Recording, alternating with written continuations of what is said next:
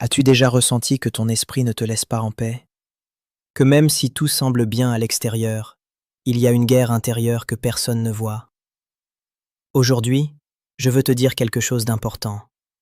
Dieu veut aussi guérir ton esprit. Pas seulement ton corps, pas seulement ton âme, ton esprit. Parce que beaucoup de batailles spirituelles commencent par une pensée. Et beaucoup de victoires commencent quand tu décides de croire Dieu plus que tes peurs. Ces 5 vérités bibliques ne sont pas de simples mots. Ce sont des outils pour renouveler ton esprit, calmer ton anxiété et retrouver la paix intérieure. Reste avec moi, car si tu permets à Dieu d'entrer dans tes pensées, il transformera aussi ta vie. Savais-tu que la majorité des pensées qui t'enlèvent la paix ne se réalisent jamais?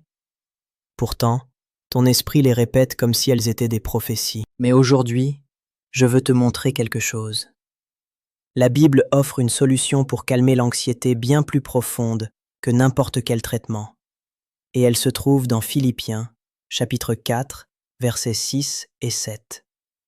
Ne vous inquiétez de rien, mais en toute chose, faites connaître vos besoins à Dieu, par des prières et des supplications, avec des actions de grâce.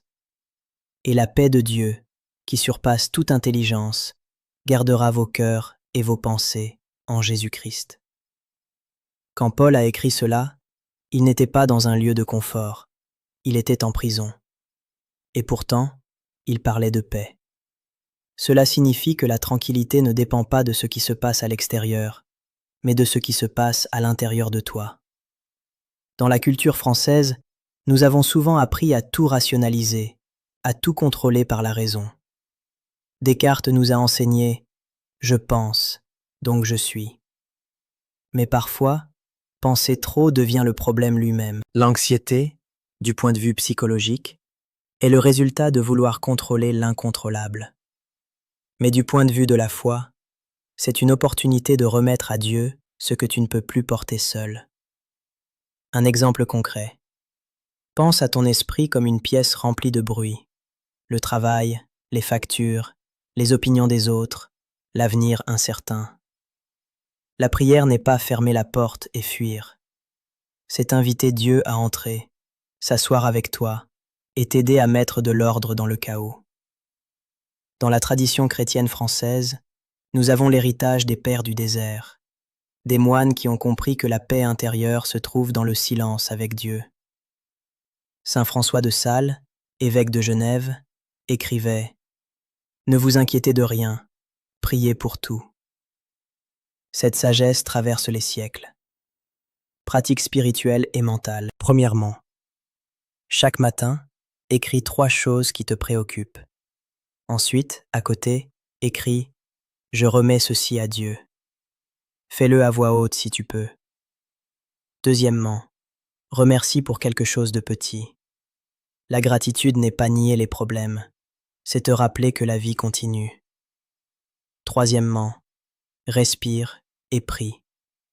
Quand la pensée anxieuse t'attaque, respire profondément et répète « Ta paix garde mes pensées, Seigneur ». La vraie paix ne se conquiert pas, elle se reçoit. Ce n'est pas le résultat de tout contrôler, mais de lâcher suffisamment pour que Dieu agisse.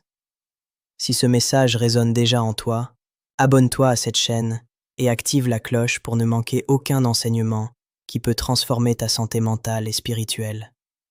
Et écris dans les commentaires « Mon esprit trouve la paix en Dieu ». Cette déclaration n'est pas juste un commentaire, c'est une prière que Dieu entend et honore dans ta vie. T'est-il arrivé que plus tu essaies de ne pas penser à quelque chose, plus tu y penses? L'esprit humain est comme cela. Si tu lui dis « Ne regarde pas ça », il regarde encore plus. Mais Ésaïe chapitre 26 verset 3 révèle un secret qui transforme ce bruit mental en calme profond. À celui qui est ferme dans ses sentiments, tu assures la paix, parce qu'il se confie en toi. La psychologie moderne appelle cela l'attention focalisée. Ce sur quoi tu te concentres grandit. Si tu te concentres sur tes peurs, ton anxiété s'étend. Si tu médites sur ce qui manque, ton esprit se remplit de manque. Mais quand tu décides de centrer tes pensées sur Dieu, ton esprit change de fréquence. Tu commences à voir des possibilités où avant tu ne voyais que des problèmes. Le bruit intérieur devient une mélodie. Ce n'est pas nier la réalité, c'est rééduquer ton attention. Dans la tradition française, nous avons Blaise Pascal qui disait « Tous les malheurs des hommes viennent d'une seule chose, qui est de ne savoir pas demeurer en repos dans une chambre. » Il parlait de cette agitation intérieure qui nous empêche de trouver Dieu. Quand ton esprit court dans tous les sens, la foi le prend par la main et dit « Regarde vers le haut ». Un exemple concret. Imagine que ton esprit est comme un moteur de recherche. Si tu tapes « problème », le système te montrera des millions de raisons de t'inquiéter. Mais si tu tapes « espérance »,« purpose »,« Dieu a le contrôle », ton cerveau commence à produire de la sérotonine et de la dopamine, les substances chimiques du calme et de la motivation. La science et la foi se rencontrent précisément là, dans le pouvoir de tes pensées. Pratique spirituelle et mentale. Premièrement, chaque fois qu'une pensée négative arrive, remplace-la par une promesse biblique. Exemple. Si tu penses « je ne peux pas », répète « je puis tout par Christ qui me fortifie ». Deuxièmement, fais des pauses mentales pendant la journée. Respire, ferme les yeux et répète « Mon esprit se repose en toi, Seigneur ». Troisièmement, évite de nourrir ton anxiété. Tout ce que tu écoutes ou vois ne mérite pas ton attention. Garde ce qui entre dans ton esprit comme tu gardes ce que tu manges. La paix n'est pas l'absence de problème, c'est la présence de concentration. Et cette concentration, c'est Dieu. Quand ton esprit s'accroche à lui, ton cœur trouve le repos. Et si je te disais que beaucoup de tes problèmes ne sont pas dans ta réalité, mais dans ta manière de la penser? Romains chapitre 12, verset 2, n'est pas seulement un verset, c'est une thérapie complète. Ne vous conformez pas au siècle présent, mais soyez transformés par le renouvellement de l'intelligence, afin que vous discerniez quelle est la volonté de Dieu. Tu ne peux pas avoir une vie nouvelle avec les mêmes pensées anciennes. La psychologie moderne parle du pouvoir de la pensée cognitive. Tes pensées créent tes émotions, et tes émotions dirigent tes actions. Si tu penses que tu ne vaux rien, tu agiras comme si tu ne valais rien. Si tu penses que tu ne peux pas, ton cerveau cherchera des raisons de le prouver. Mais quand tu renouvelles ton esprit avec la vérité de Dieu, quelque chose change. La foi commence à parler plus fort que le doute. L'espérance réécrit ton dialogue intérieur. Et ce qui te limitait avant commence à perdre de la force. Dans la pensée chrétienne française, nous avons l'influence de Jean Calvin, qui enseignait que la transformation commence par la régénération de l'esprit. Ce n'est pas d'abord la volonté qui change, c'est l'intelligence qui est renouvelée par Dieu. La Bible ne dit pas « Dieu changera ta vie et ensuite ton esprit ». Elle dit que ta transformation commence dans l'esprit, parce que ta vie se déplace vers la direction de tes pensées les plus dominantes. Un exemple concret. Pense à ton esprit comme un jardin. Chaque pensée est une graine. Si tu sèmes des plaintes, tu récolteras de la fatigue. Si tu sèmes de la gratitude, la paix germera. Et si tu sèmes la foi, des miracles fleuriront. Renouveler l'esprit n'est pas oublier le passé. C'est décider quelle pensée mérite de rester et laquelle doit être arrachée. Pratique spirituelle et mentale. Premièrement, identifie tes pensées automatiques. Demande-toi, cette pensée me rapproche-t-elle ou m'éloigne-t-elle de la paix? Deuxièmement, remplace le négatif par la vérité biblique. Exemple, je n'ai aucune issue, devient Dieu ouvrira un chemin là où il n'y en a pas. Troisièmement, déclare à voix haute chaque jour, aujourd'hui je renouvelle mon esprit, et ma vie suivra le cours de ce renouvellement. Du point de vue psychologique, cet exercice active ton cortex préfrontal, la zone qui contrôle tes décisions et émotions. Et du point de vue de la foi, cela ouvre l'espace pour que le Saint-Esprit travaille en toi. N'attends pas que le monde change pour te sentir mieux. Change ton esprit, et le monde commencera à paraître différent. Parce que quand ta pensée s'aligne avec la vérité de Dieu, ta vie se transforme aussi. Écris dans les commentaires quelle pensée tu veux renouveler aujourd'hui et partageons ensemble ce processus de transformation mentale qui change l'âme. Et partage ta ville et ton pays. Nous voulons voir où Dieu guérit les esprits dans la communauté francophone. Il y a des blessures qu'on ne voit pas, mais qui pèsent plus qu'une pierre. Tu sais de quelle blessure je parle? Celle qui sourit en public mais pleure en silence. Le psaume 34, verset 18, a une promesse pour les jours où ton âme ne peut plus faire semblant. L'Éternel est près de ceux qui ont le cœur brisé, et il sauve ceux qui ont l'esprit dans l'abattement. La psychologie enseigne que la douleur émotionnelle active les mêmes zones cérébrales que la douleur physique. C'est pourquoi, quand quelqu'un te blesse émotionnellement, ce n'est pas seulement une douleur de l'âme, ton corps la ressent réellement. Mais voici ce qui est étonnant. La Bible ne te demande pas d'ignorer cette douleur. Elle te dit que Dieu s'en approche. Il ne fuit pas tes larmes, il les transforme en langage. Il ne te juge pas de te sentir mal, il t'embrasse pendant que tu guéris. Dans la spiritualité française, nous avons une longue tradition de reconnaissance de la souffrance. Thérèse de Lisieux, la petite Thérèse, a écrit sur la petite voix « Accepter sa faiblesse et permettre à Dieu d'y travailler ». Elle comprenait que Dieu n'attend pas que nous soyons parfaits. Il vient précisément dans notre brisement. Du point de vue de la foi, le brisement n'est pas la fin, c'est le début de la rencontre. Quand tout se brise, c'est là que Dieu entre. Non pas pour te rapiécer avec les mêmes morceaux, mais pour te rendre nouveau. Ton cœur n'est pas un désastre, c'est un atelier où il travaille. Un exemple concret. Pense à la douleur comme un muscle déchiré. Quand le corps récupère, ce muscle devient plus fort. Il en va de même pour l'âme. Les larmes nettoient, les silences enseignent, et les coups du passé forgent une nouvelle version de toi.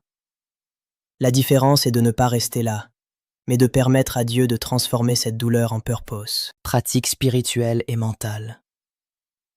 Premièrement, écris une lettre à ta douleur, non pour la publier, mais pour vider ton âme.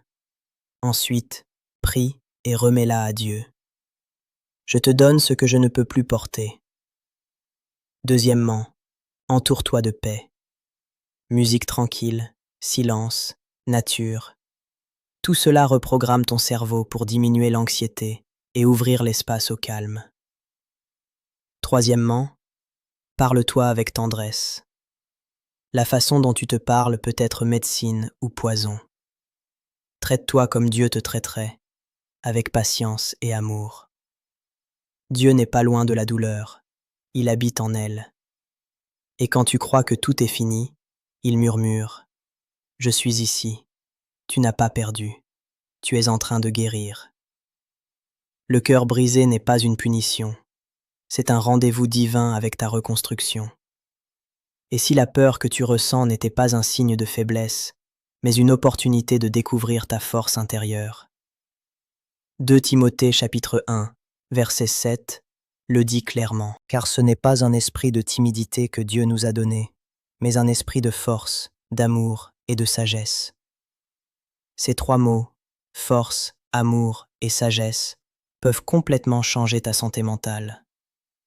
La psychologie affirme que la peur est une émotion nécessaire. Elle te protège, elle t'alerte. Mais quand la peur s'empare de toi, elle cesse d'être une gardienne et devient une prison. Dieu ne veut pas que tu vives enfermé dans tes pensées. Il t'a donné la force, la capacité de décider quelle histoire tu vas croire. Il t'a donné l'amour, l'antidote contre la culpabilité et le rejet.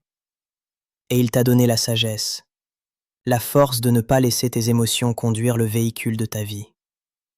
La peur dit « Tu ne peux pas ». Dieu dit « Tu l'as mis entre mes mains, donc tu peux ». La peur paralyse, la foi mobilise. La peur crie « Et si ça tourne mal ?» La foi répond « Et si ça tourne bien ?» Dans la pensée française, nous avons Montaigne qui disait « Mon métier et mon art, c'est vivre ». Il parlait de l'art de bien vivre malgré les peurs. Et la foi ajoute à cette sagesse. Tu ne vis pas bien en fuyant la peur, mais en choisissant Dieu au-dessus d'elle. Un exemple concret. Imagine que ton esprit est une scène.